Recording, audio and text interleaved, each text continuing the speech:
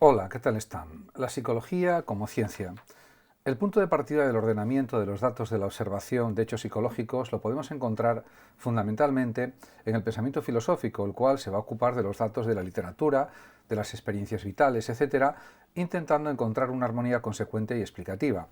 La ciencia psicológica es muy antigua, pero como ciencia tal se ha constituido a finales del siglo XIX gracias a la labor de Wundt, de este psicólogo que ha creado los primeros laboratorios de psicología experimental. Y esto fue a finales del siglo XIX y convirtió a la psicología Wundt y otros en una disciplina científica autónoma. La psicología, en cuanto tal, ya había recorrido anteriormente un largo camino filosófico. Sin embargo, lo que hoy decimos que es la psicología no es solamente una disciplina teórica.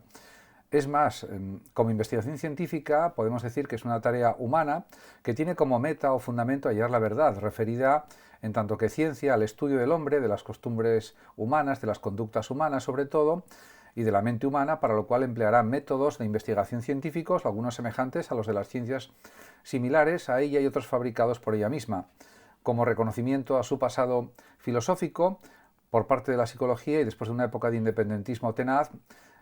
José Luis Pinillos, por ejemplo, en su introducción a la psicología, dice que la nueva psicología positiva debe gran parte de lo que es a las especulaciones y teorías filosóficas de muchos pensadores antiguos, a la vez que es inútil tratar de rebelarse contra el hecho evidente de que la psicología actual se ha convertido en una ciencia dotada de la misma autonomía funcional que el resto de los saberes positivos. Y continúa Pinillos, la verdad es que entre la vieja y la nueva psicología no existe antagonismo ni un corte histórico radical, sino más bien una complementariedad y transición graduales.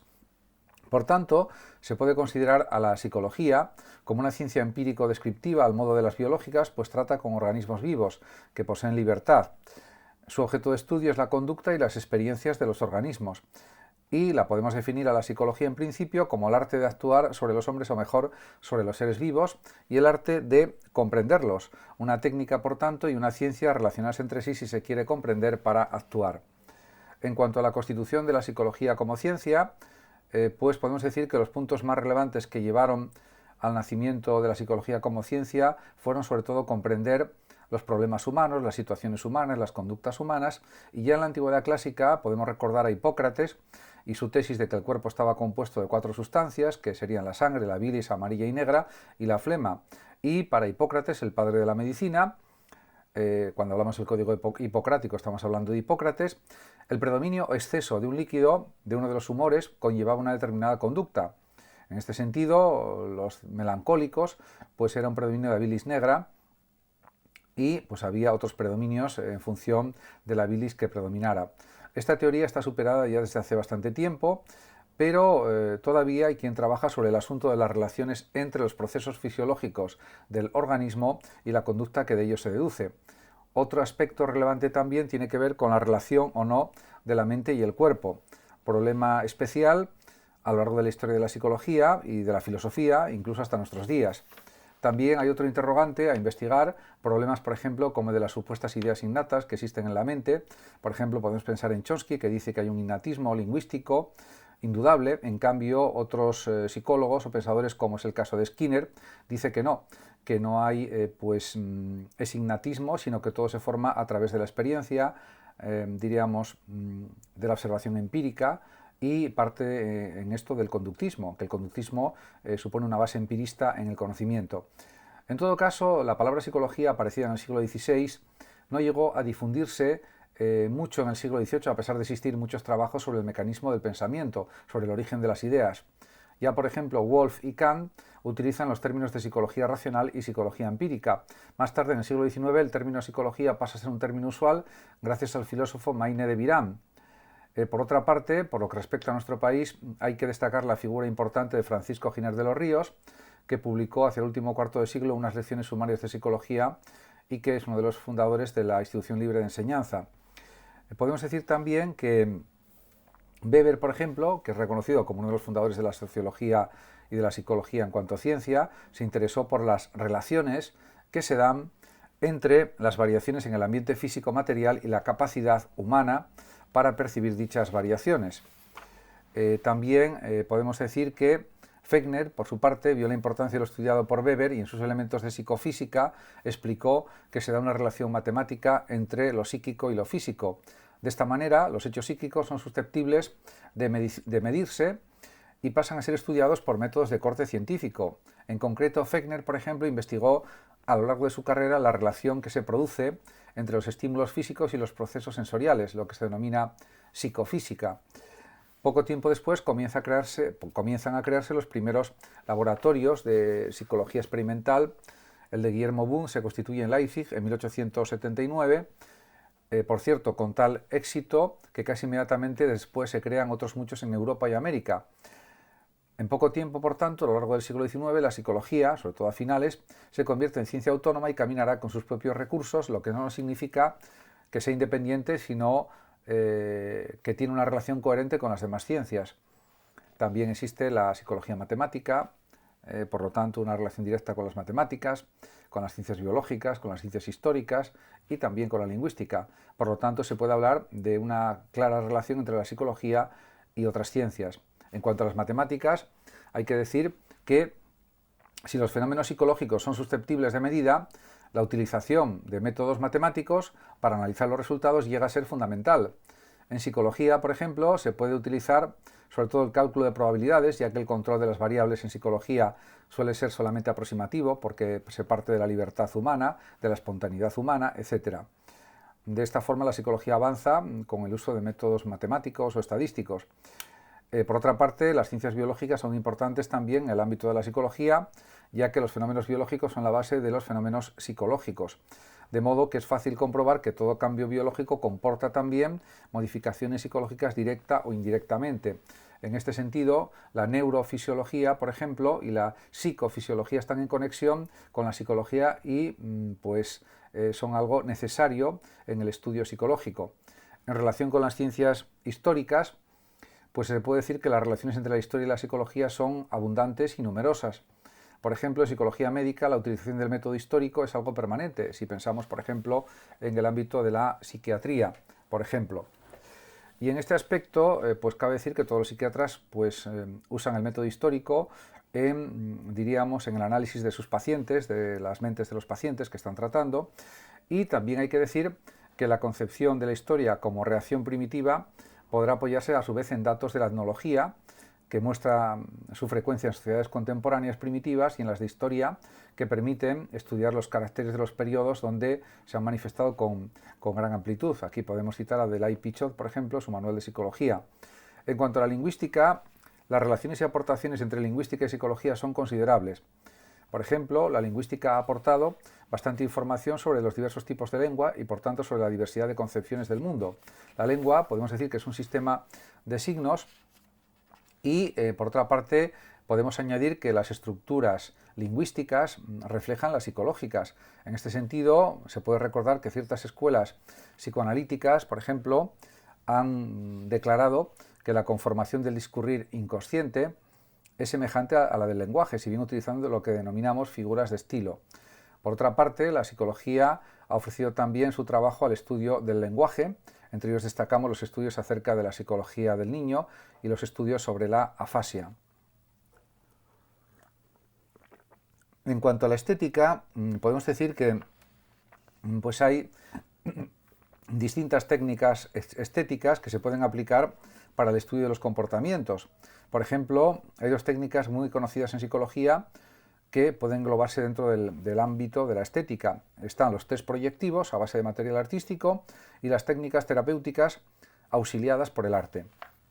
En cuanto a la filosofía, ciertamente la psicología puede considerarse una ciencia autónoma que proviene indudablemente de la filosofía, se ha desgajado del pensamiento filosófico, ya que ambas disciplinas tienen en común el volcarse en el estudio del ser humano espiritual y del ser humano en general. La diferencia podría consistir en esto. Sin duda, lo propio de la filosofía es acrecentar reflexivamente todas las ciencias y todas las actividades humanas, pero ello lo que quiere decir también es que la atención se fija en lo que es humano y le basta con profundizar.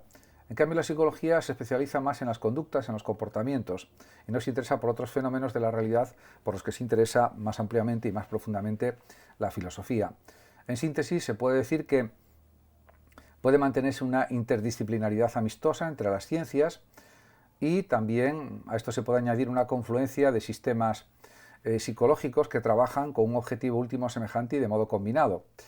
Por lo tanto, se trata de conocer las conductas humanas, la mejor forma de vivir de manera más placentera y más cómoda, porque eso siempre ayudaría en todos los sentidos, no solamente a la filosofía, a conocer mejor al ser humano, sino también pues en las tareas que tiene que realizar cada ser humano en su ámbito profesional, no solamente en el ámbito privado, sino en el ámbito, insisto, profesional también.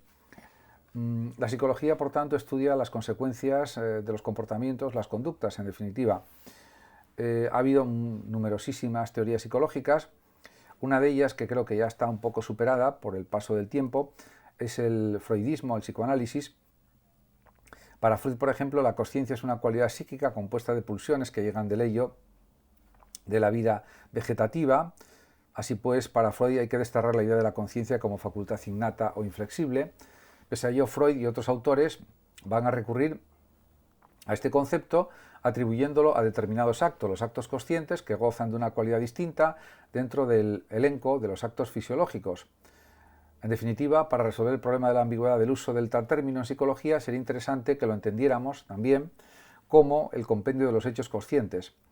Y la conducta o el comportamiento van a ser definidos como lo que en el organismo hace o dice, como lo que el organismo, repito, hace o dice, en su sentido más general. También podemos entender mejor la conducta observando distintos rasgos, como dice, por ejemplo, Pinillos, señalando cosas que ha tomado de McDougall.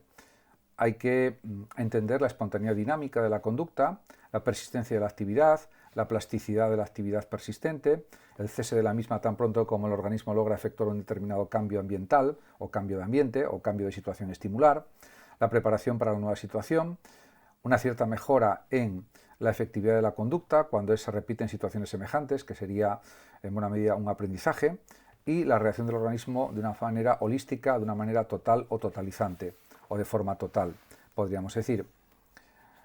En este sentido, la actividad por la que los organismos viven en sus medios específicos, respondiendo a sus estimulaciones y actuando sobre ellos, en parte conscientemente, esto es lo que forma parte del estudio de la psicología o del objeto de la psicología en tanto que ciencia.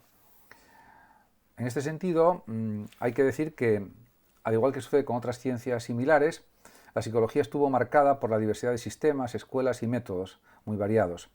Por ejemplo, en palabras de A. Breder, en su libro Las psicologías del siglo XX, según él, en toda la ciencia psicológica no hay hechos suficientes para formar un sistema único y sólido, sino que hay muchas corrientes de psicología. Actualmente la que predomina, la que está más en auge es la psicología cognitiva, el cognitivismo, la terapia cognitiva, porque es la que mejor resultados da, y diríamos que el psicoanálisis está siendo relegado a un segundo o tercer término, o menos incluso, y porque se considera que no es un tratamiento científico. En cambio, el cognitivismo, la psicología cognitiva, ofrecen tratamientos científicos.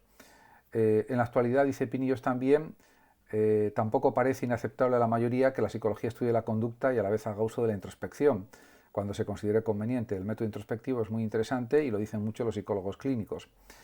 Retomando el tema, podemos decir que existen de facto distintos sistemas en psicología y no es en modo alguno prudente examinar los sistemas con independencia de las situaciones particulares que les dieron origen, de las tradiciones, convenciones, normas, prejuicios y en ocasiones de los fuertes sentimientos personales que constituyeron su origen o su fundamento. En definitiva, podemos decir que puede alcanzarse una progresión cualitativa si tenemos en cuenta el siguiente aserto o la siguiente aseveración: no repetir los errores detectados de las distintas teorías sistemáticas. Por tanto, el anhelo de la psicología de verse convertida en genuina ciencia hoy por hoy no es alcanzable. Y no lo es porque, aunque es verdad que hay psicología matemática, psicología experimental, psicometría, etc., pues se intenta que la psicología sea lo más científica posible, pero una cientificidad absoluta como la propia de la matemática o de la física matemática, etcétera, o de la química, pues no es posible, porque se trabaja con sistemas humanos, con personas, con conductas que no son algo repetible a voluntad en un laboratorio y que dé siempre el mismo resultado. Hay muchísimos factores que intervienen en la conducta, desde factores biológicos, factores hormonales, factores puramente psicológicos, etcétera, factores de personalidad, de carácter, etcétera. Por lo tanto, eso no se puede cuantificar de una forma estrictamente científica como pues, un problema de matemáticas o una ecuación o simplemente pues, un problema químico que hay que resolver o un compuesto químico que hay que crear, etcétera. De todas maneras, existen muy diversas escuelas psicológicas. Por ejemplo, está la psicología de la vida interior, la psicología científica, la psicología animal, el behaviorismo, psicología del comportamiento, la teoría de la Gestalt, la psicología psicoanalítica, etcétera, etcétera. En cuanto a la psicología de la vida interior, pues hay que decir que se puede destacar a Maine de Biran, el cual quiere observar los hechos sin ideas prefijadas de un modo profundo, lo que dará lugar a la introspección y su experiencia se reduce al dato de la conciencia íntima. Y esto parece que da muy buen resultado, incluso desde la perspectiva de psicólogos que están trabajando ahora mismo en el siglo XXI, en el año 2023 y en años anteriores, y que utilizan mucho la introspección con sus pacientes para que el paciente se dé cuenta de lo que siente, de las emociones que tiene, de los sentimientos que padece, etc. Por otra parte está la denominada psicología científica, y Elmoz y Fechner fueron los primeros que llegaron al campo de la psicología experimental, mientras que Wundt cumpliría el papel de teórico y divulgador. Mientras que Elmoz se interesaba por la conducción nerviosa de las sensaciones, Fechner fundaba la psicofísica, descubriendo una relación fundamental entre la excitación o estímulo sensorial, considerado desde el punto de vista de la intensidad física, y la sensación. También hay que decir que en la psicología científica se amplía el campo de estudio y se trata de medir y experimentar con la memoria, el pensamiento, etcétera, porque los psicólogos se dan cuenta de que para ello se precisa de la introspección y que el individuo debe dar datos al psicólogo acerca de lo que pasa por su mente. Mediante esta modificación se agranda el modo de trabajar de la psicología y de ahí el trabajo de Binet, que realiza estudios experimentales sobre la inteligencia, el famoso test de inteligencia de Binet.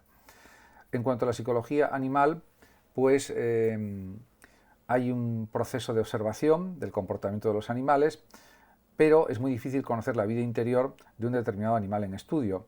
La introducción de este tipo de psicología produjo como resultado primero una innovación en el horizonte de estudio y una buena información para la futura comprensión de la psicología humana, de los métodos también de observación, etc. De esta manera, lo que desde principios del siglo XX se llama psicología del comportamiento corresponde a una extensión de los métodos y técnicas que se practican en la psicología animal y que se aplican a todos los campos de la psicología, en particular también a la psicología humana. Aquí se pueden destacar dos grandes grupos dentro de la psicología animal. Por una parte está la psicología animal clásica, ya que utiliza los métodos experimentales en situaciones de laboratorio, y por otra parte está la etología, pensamos sobre todo en Lorenz, que se dedicaba a la observación del comportamiento global del animal en un medio cercano al natural. También se puede hablar del behaviorismo, psicología del comportamiento, que emplea como método esencial la observación de los estímulos y del comportamiento procurando enlazar uno y otro con leyes. La psicología del comportamiento, por tanto, es junto con la psicofisiología la única utilizable en psicología animal, según Delay Pichot. Por otra parte, Watson, psicólogo americano, negó toda importancia a la conciencia, presuponiendo una filosofía materialista y puramente mecanicista. Para Watson, el comportamiento humano viene a ser pues, una suma de reflejos innatos y reflejos condicionados. Pavlov, por ejemplo, psicólogo ruso, respondió a la cuestión de que dos animales de la misma especie responden de diferente modo a un determinado estímulo por la teoría de los reflejos condicionados. Posteriormente esta doctrina se ha extendido y diversificado y se la conoce por el nombre de neobehaviorismo. Levin, por ejemplo, sintetiza el contacto entre behaviorismo y gestaltismo. El ser vivo va a funcionar, podemos decir, como un todo conjunto en función de sus propias necesidades. En cuanto a la teoría de la Gestalt o teoría de la forma o psicología de la forma, el fundador de esta teoría es Wertheimer, siendo uno de sus discípulos más importantes Kohler y Kafka. Diríamos que se rechazará la vertiente asociacionista que se ocupaba del estudio de la parcelación mental, y un hombre importante de esta corriente es Van Ehrenfels, el cual va a tomar como concepto clave en su discurso el de campo total. Para él, la percepción de la forma no es estrictamente sensorial. Con todo, para Ehrenfels, la percepción de la forma viene a ser cuasi sensorial. En este sentido, afirmará que la percepción no es un conjunto de sensaciones o una serie continuada de ellas, sino que materia y forma se nos muestran de modo conjunto. Incluso podríamos decir que la forma se nos da intuitiva e inmediatamente con la materia y en la materia. En este sentido, En la teoría del sistema nervioso, pues hay que decir que debe estar conformado de modo que corresponda a la percepción de las formas. Por otra parte, para esta tendencia un todo, para la teoría de la Gestalt, solo cobra sentido cuando manifiesta buenas condiciones de estructura. En cuanto a la psicología psicoanalítica, pues ya he explicado anteriormente algunas ideas, pero voy a explicar algo más. Me voy a centrar ya no tanto en las ideas de Freud, que ya he comentado algo sobre ellas, sino sobre todo en Adler, por ejemplo, que fue discípulo de Freud y que va a preocuparse menos de las motivaciones sexuales a la hora de enjuiciar los trastornos psíquicos y más por la necesidad de afirmación o dominio por parte del individuo. Por otra parte, también pues Adler va a intentar aclarar por medio del complejo de inferioridad y de la teoría de la compensación todo aquello que su maestro había interpretado tomando como base estructural el mecanismo de la represión inconsciente. Para Jung, por ejemplo, tanto el planteamiento freudiano como la propuesta adleriana tienen su lugar en el mundo del psicoanálisis. De este modo dirá que el psicoanálisis adleriano está hecho a medida de las personas que gozan de la cualidad de la introversión, mientras que el psicoanálisis freudiano, es más adecuado para aquellos individuos que tienen un carácter extrovertido. Diríamos que Jung creó una psicología dinámica y también indicó que, por ejemplo, ante la cercanía de la muerte, las personas mayores tienen que tener una vida pues muy activa, con mucha pasión, con mucho entusiasmo, como si fueran a vivir varios cientos de años, porque de esa manera vivirán correctamente. Y eso es aplicable a cualquier otra etapa de la vida. En cuanto a las conclusiones de este tema, pues puede decirse que a pesar de la variedad de corrientes presentadas, podemos argumentar que la relación mente-cuerpo es innegable. Hoy ya nadie se atreve a defender la separabilidad entre uno y otro. Cualquier sistema dualista rompe la continuidad del mundo, nos sumerge en la confusión al no darnos ninguna solución a la naturaleza del mundo, como señala Goldman, por ejemplo. Y, en definitiva, podemos decir también que la psicología pues cada vez es más rigurosa, es más precisa, es más científica, porque están mejorando los métodos de medición de las variables conductuales y diríamos se hacen cada vez más investigaciones para entender el funcionamiento mental, el funcionamiento y la actividad de la conducta en las distintas personas, y además la psicología está en relación directa con la psiquiatría, que ya tiene pues un aspecto médico, y los psicólogos pues lógicamente no son médicos, son expertos en psicología, en conducta humana, pero colaboran también en gran medida con los psiquiatras en muchas ocasiones. Muchas gracias a todos por su atención, saludos como siempre a los oyentes de Radio Sofando de México y hasta mi próximo vídeo.